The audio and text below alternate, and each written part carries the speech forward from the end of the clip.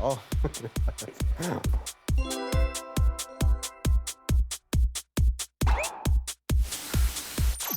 성함은?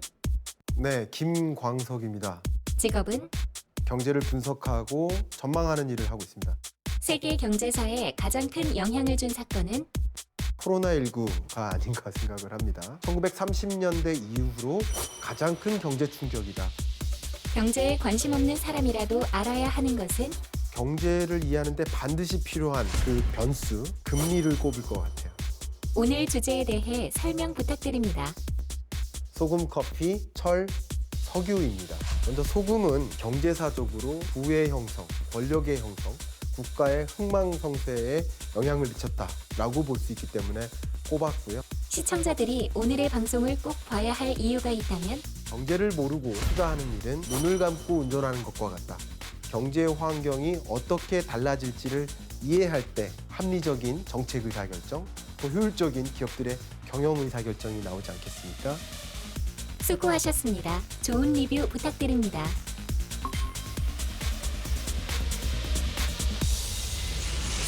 세계 경제사를 이야기하는 데 있어서도 빼놓고 이야기할 수 없는 원자재. 꼭 필요한데 한정되어 있었다. 프랑스 혁명. 이 프랑스 혁명의 배경에도 꿈이 있었다는 사실 아십니까? 경제학의 기초 이론의 토대가 되는 그 단어가 아닌가.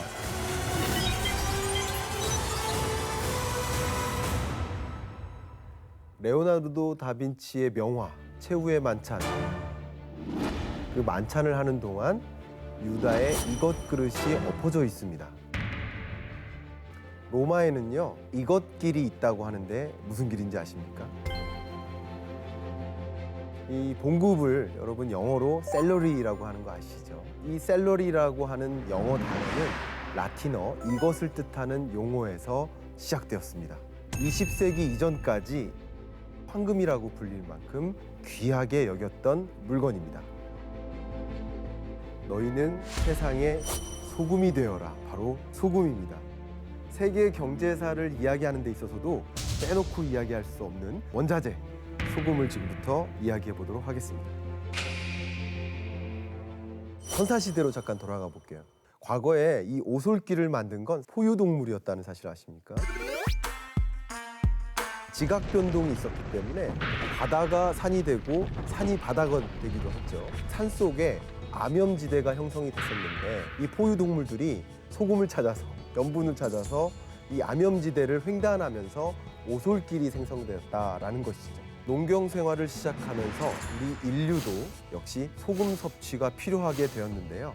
이 포유동물이 만들어 놓은 작은 오솔길을 따라서 염분을 찾아 헤매는 과정에서 말 그대로의 오솔길이 형성되었다. 소금은 길을 만든 그 계기가 되었다라는 사실. 농경 생활을 하면서 많은 사람들이 모여 살기 시작하면서 질병이 더 많이 전파되기 시작하는데요. 그 치료제로 쓰였던 것이 바로 소금이었고요. 정착 생활을 하면서 어떤 피로가 생겼냐면 오늘 수확한 이 배추를 1년 내내 먹어야 될 필요성이 생긴 거예요. 소금을 활용해서 여러 식음료 제품들을 저장하기에 이른 것이다. 바로 소금이 냉장고 역할을 했다는 것이죠. 결국 음식을 저장하는 수단으로도 소금이 활용되었다. 국가의 탄생이나 또 흥망성쇠에 걸쳐서도 소금은 막대한 영향을 미쳤습니다. 그 대표적인 예가 바로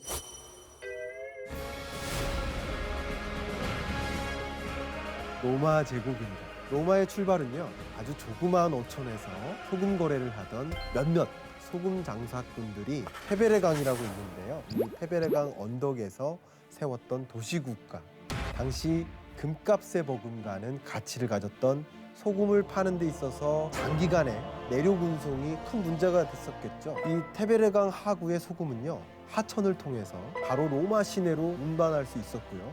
그 덕에 로마는요, 그 출발부터 경제적 기반이 탄탄할 수 있었다.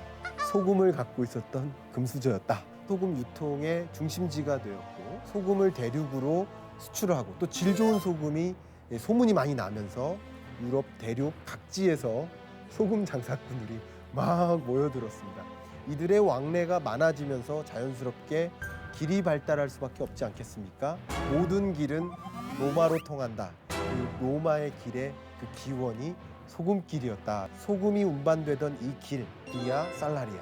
나중에는 이 길들이 로마 군사들의 교통로로 이용되면서 로마 제국의 부흥의 기반이 됩니다. 로마가 부강해지면서 로마 인구가 200만 명에 다다릅니다. 이 소금길로 운송된 소금 유통량만 해도 연 10,000톤이 넘었습니다. 그런데 이런 과정에서 정말 무거운 소금을 나르는 이런 상인들에게 골칫거리가 있었는데 뭘까요? 포장이 안 된 불편한 도로를 운행해야 되고 소금이 금값이니까 정말 많은 도적들이 들끓었거든요. 골칫거리가 바로 도적들이었습니다. 지역 영주들은요, 일단 길을 평평하게 잘 닦아놓습니다. 마차가 불편 없이 왕래할 수 있게 길을 만들어주는 거예요. 고속도로를 까는 거죠. 영주의 기사들은요, 안전을 책임져 주었습니다. 치안 서비스, 경찰 서비스를 제공합니다. 고속도로 깔고 치안이 완전한 서비스를 제공하면서 상인들은 영주에게 뭐를 냈을까요? 고속도로를 이용하면 통행료 내지 않습니까? 이 상인들도 영주에게 통과세를 기꺼이 지불하고 소금길 세금이 되는 겁니다. 자, 이런 조치들 덕택에 영주와 도시들은 앉아서 엄청난 돈을 벌어들입니다. 영주들은요, 서둘러서 소금길을 경쟁적으로 만들기 시작했고 소금길 통행세를 당연히 적극적으로 거두기 시작했어요. 덕분에 오래지 않아서 이러한 소금길이 유럽 대륙 전역에 퍼져나가기 시작했고요. 소금 장사들이 소금으로 막대한 부를 축적해 가면서 너도 나도 이 돈벌이에 뛰어들기 시작합니다. 소금길만 운영하던 도시들이 소금 무역에 직접 참가하면서 소금 무역을 통한 시의 재정이 점점 불어납니다. 정부가 소금을 독점하는 전매제도가 자리 잡기 시작합니다. 돈벌이가 되는 소금 판매업을 전매제도로 또 만들었고요. 또 무역로를 닦아서 소금길을 만들기도 하고 그때부터 모든 길이 로마로 통하기 시작합니다. 1세기경에 로마의 해수면이 크게 높아지면서 이제 염전을 잃기 시작했어요. 흑해로부터 소금을 수입하기에 이르렀고 그의 근원을 상실하면서 또 경제력도 쇠퇴하기에 이릅니다. 로마의 흥망성쇠는 소금에 의해 만들어진 것이다.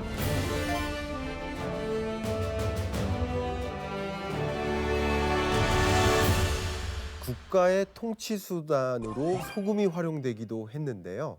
국민 한 사람당 정해진 가격에 일정 기간마다 최소량의 소금 구입을 강제했었던 그것을 통해서 소금세를 걷었고 이 소금세를 가지고 국가 운영 자금을 마련한 국가들이 있습니다.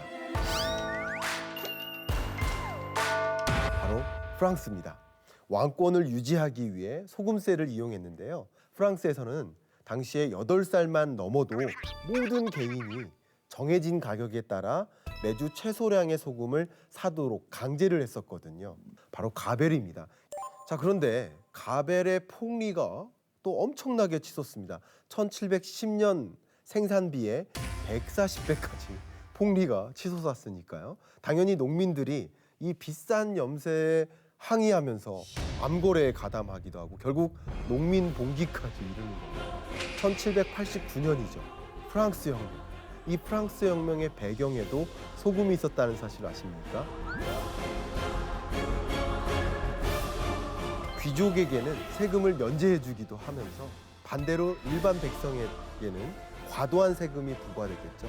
이것이 원인이 돼서 생겨난 그 혁명이 바로 프랑스 혁명이었다. 그래서 가벨이 프랑스 혁명 도중이죠. 1790년에 폐지가 됐고요. 1805년쯤에 나폴레옹이 군비를 또 마련하기 위해서 다시 부활시키기도 합니다. 프랑스에서 최종적으로 가벨이 폐지된 것은 1946년이 됩니다.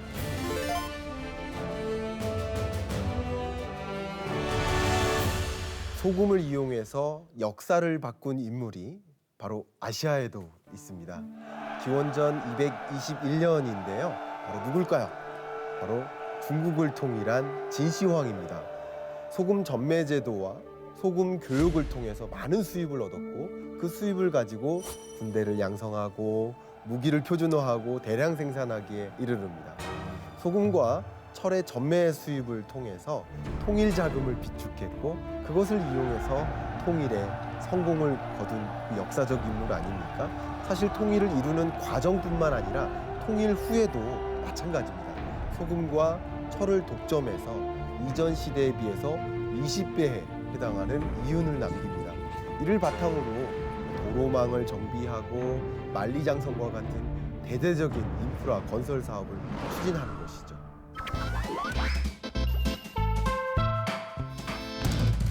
인간에게 이렇게 중요한 소금이 생산되는 곳이 지역적으로 한정되어 있었기 때문에 꼭 필요한데 한정되어 있었다. 그러면 당연히 희소성이라는 단어가 등장할 수밖에 없지 않을까요? 희소한 자원, 유한한 자원이기 때문에 가격이 높게 형성될 수밖에 없고 그 희소한 자원이지만 모든 소비자들이 필요로 하는 그런 원자재였기 때문에 거래와 무역, 시장이 형성되는 것이 아닌가 그런 생각을 해봅니다. 소금을 가진 자는 돈도 차지하고 권력도 차지할 수 있었던 이런 배경에는 바로 소금의 희소성이었다라고 볼 수 있겠죠. 희소성은 자본주의를 구성하는 기본이 될 텐데 오늘날의 경제학의 기초 이론의 토대가 되는 그 단어가 소금이 아닌가 생각을 해봅니다.